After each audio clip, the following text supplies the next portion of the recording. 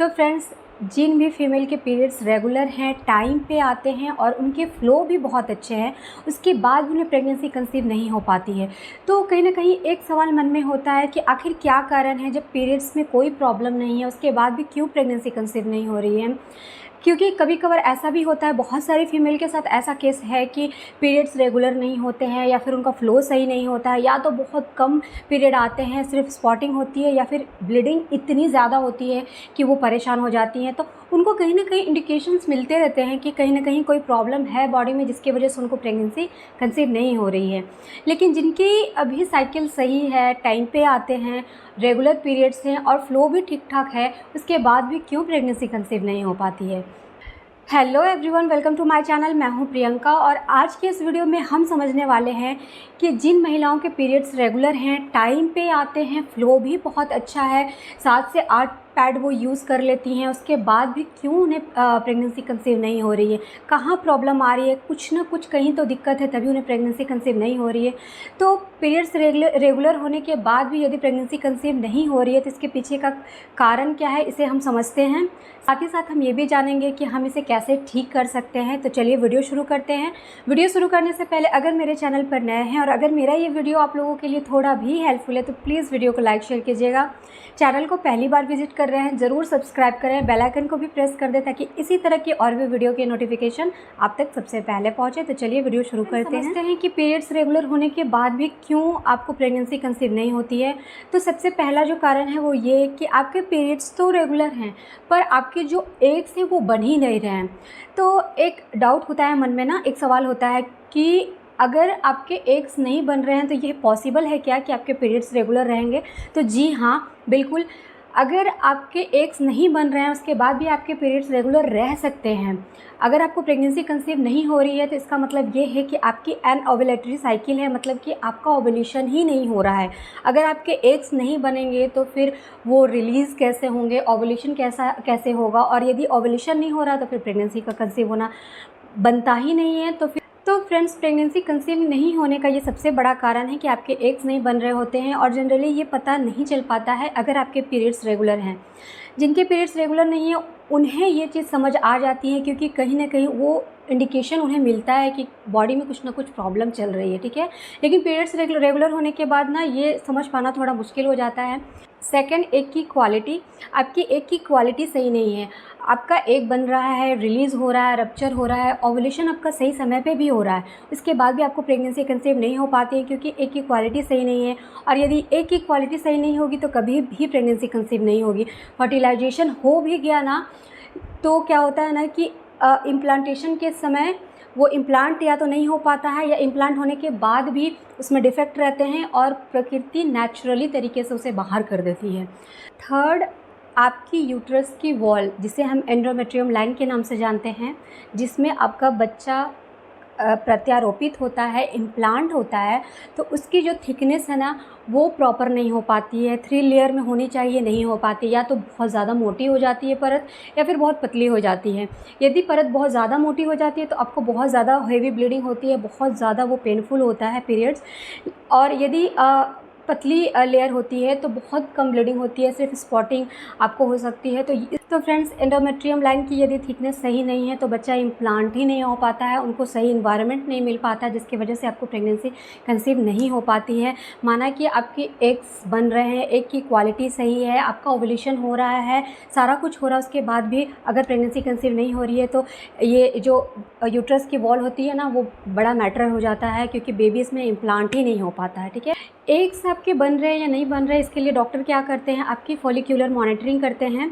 Period के 10वें दिन से आपकी फॉलिक्यूलर मॉनिटरिंग की जाती है, जिसमें ये देखा जाता है कि आप का जो एग है वो डेवलप कर रहा है, बड़ा हो रहा है या नहीं।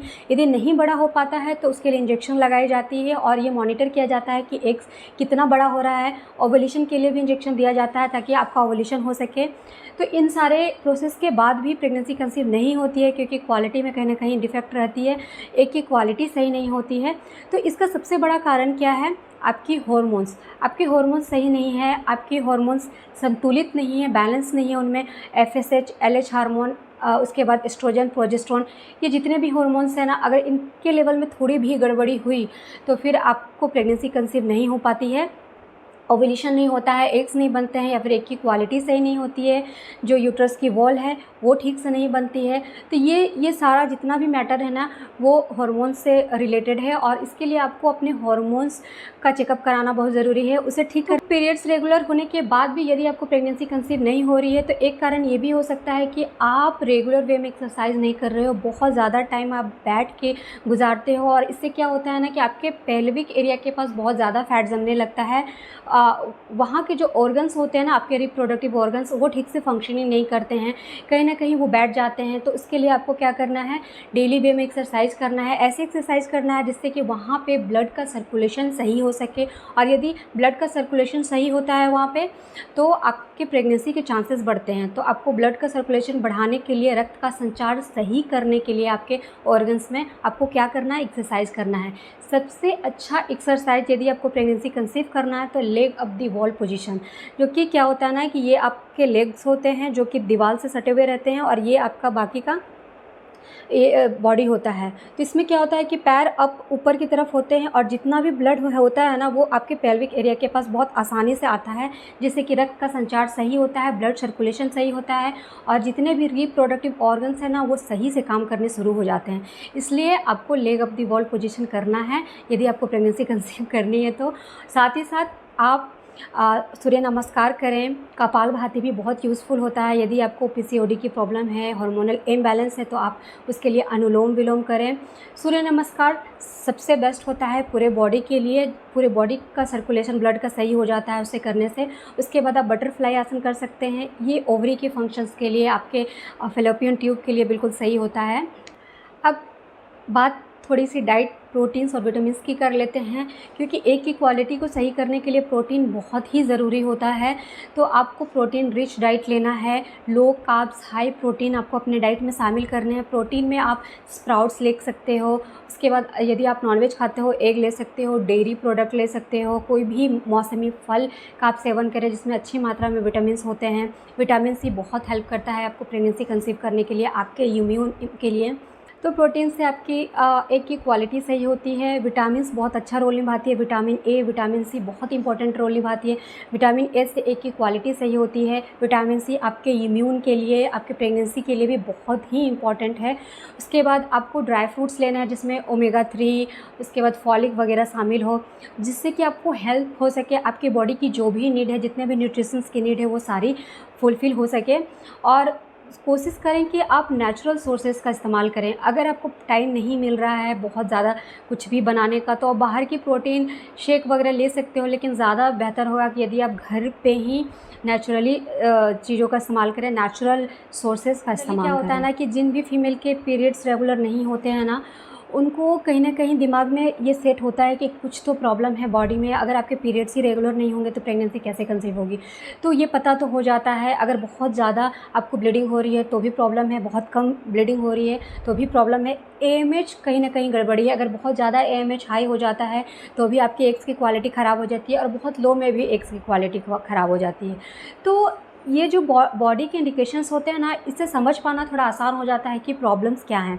लेकिन यदि आपके पीरियड्स रेगुलर हैं तो उस टाइम पे क्या होता है ना कि आपको इतना समझ नहीं आ पाता है, और दिमाग में एक क्वेश्चन हमेशा चलता है कि आखिर मेरे पीरियड्स रेगुलर हैं फिर मुझे क्यों कंसीव नहीं हो रहा। तो आई होप आज के इस वीडियो में आपके जितने भी डाउट्स होंगे वो सारे क्लियर हो गए होंगे। तो आई होप मेरा ये वीडियो आप लोगों के लिए हेल्पफुल रहा होगा। अगर मेरा ये वीडियो आप लोगों को पसंद है प्लीज़ वीडियो को लाइक शेयर करें। चैनल को पहली बार विजिट कर रहे हैं सब्सक्राइब करना ना भूलें, बेल आइकन को भी प्रेस कर दें ताकि इसी तरह की और भी वीडियो की नोटिफिकेशन आप तक सबसे पहले पहुँचे। Thank you.